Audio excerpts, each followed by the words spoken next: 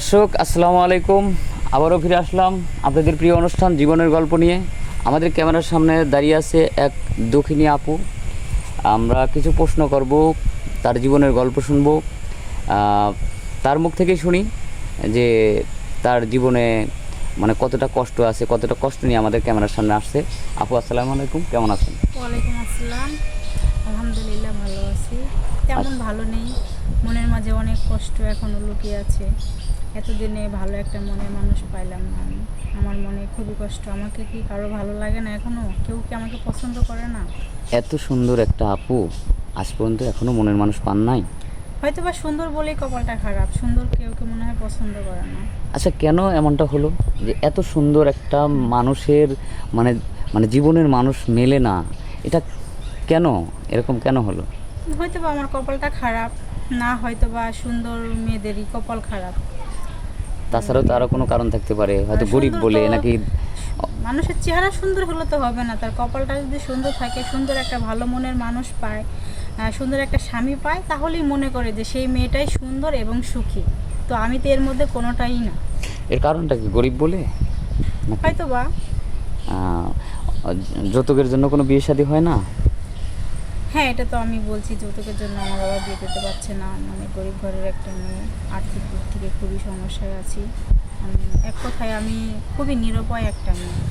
যাই হোক, আমার কষ্টের কথা, এত কথা মানে ভিডিওতে বলে শেষ করা যাবে না। যদি কোনো ভাই আমাকে পছন্দ করে থাকেন, আমাকে ভালো লেগে থাকেন, তাহলে আমার সাথে কন্ট্যাক্ট করতে চাইলে আপনাদের সাথে কন্ট্যাক্ট করবে আর এবং আমার জীবনের গল্পগুলো শুনবে। যদি তাদের ভালো লেগে থাকে, সেই ক্ষেত্রে আমাকে সে যদি বিয়ে করতে চায়, আমি তাহলে বিয়ে করব। সুন্দর কথা বলেছেন। আপনার কষ্ট আপনার কথাগুলি শুনে আমাদের খুব মায়া হচ্ছে।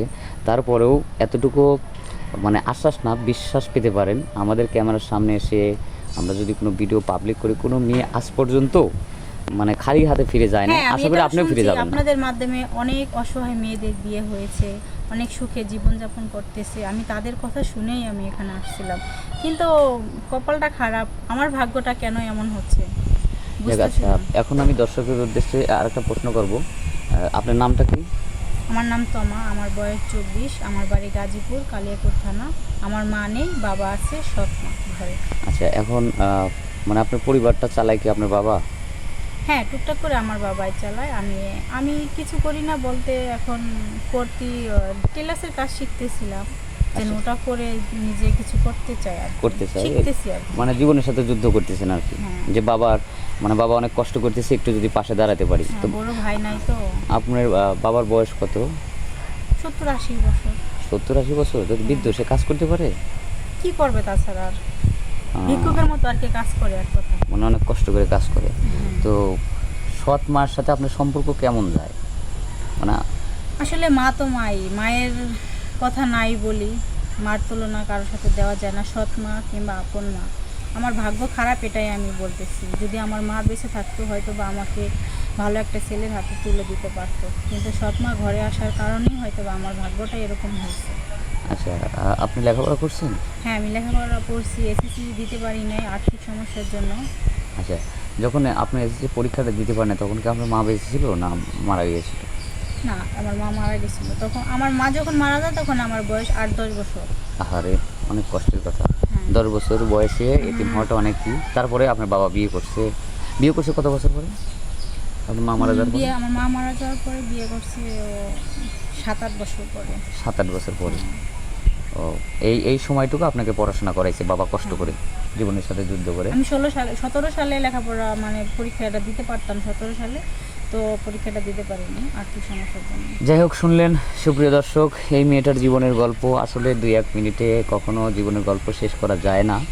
তো অনেক কষ্টের কথাই শুনলেন। মেয়েটার আশা স্বপ্ন অনেক কিছুই, একটা মানুষের জীবনে অনেক আশা স্বপ্ন থাকে, সেটা হয়তো সে পূরণ করতে পারে না, অপূর্ণতা থেকে গেছে। তো আপনাদের মাঝে সেই পূর্ণতা ফিরিয়ে আনতে চাই।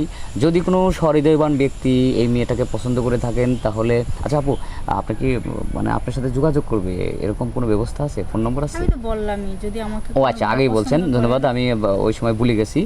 তো যদি কোনো সহৃদয়বান ব্যক্তি এই আপুর সাথে যোগাযোগ করতে চান, তাহলে আমাদের স্ক্রিনে নম্বরটা দেওয়া থাকবে, আমাদের নম্বর দেওয়া থাকবে, হোয়াটসঅ্যাপ ইমো আছে। কেউ অযথা ভিডিও কল দিবেন না, অডিও কল দিবেন। আর সেই সাথে আপনারা সবাই ভালো থাকবেন, সুস্থ থাকবেন। আল্লাহ হাফিজ।